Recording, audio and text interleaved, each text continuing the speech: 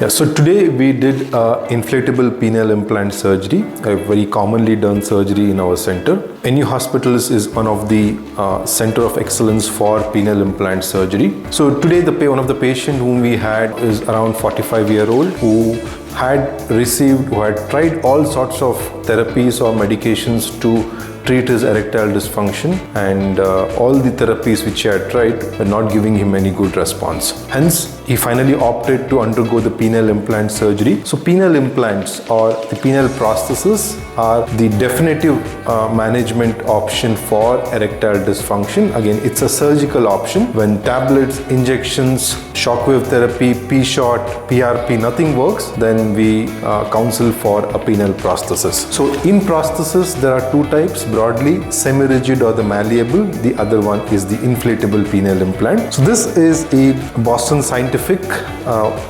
inflatable penile implant. As you can see here, it is AMS 700. The LGX means length and girth expansion.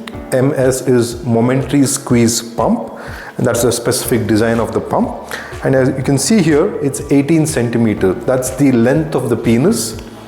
We measure the accurate length during the surgery, and along with this measurement, to this we also add probably 2 to 3 centimeter or up to 5 centimeter of rear tip extenders at the back of the implant. And this is done through a pinoscrotal approach, and it's a pre-connected, which means the inflatable penile implant has 3 components: the scrotal pump, the penile cylinders, and the reservoir in the lower abdomen.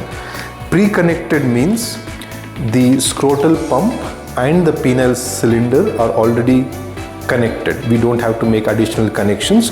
Only the reservoir, that's the only connection that we need to make.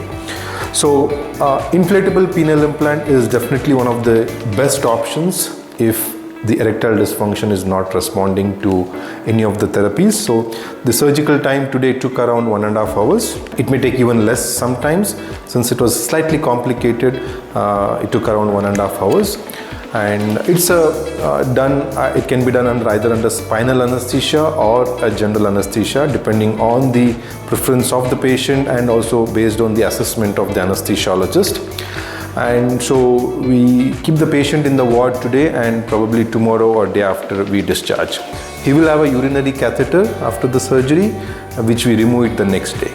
And there will be a penile dressing and a scrotal dressing, again, which is usually removed on the second post-operative day. Most patients do find the patient and partner satisfaction with inflatable penile implant are more than 90%. So penile implant is a good definitive option. If nothing else is working for you, it's time to consult the andrologist to discuss about the penile prosthesis.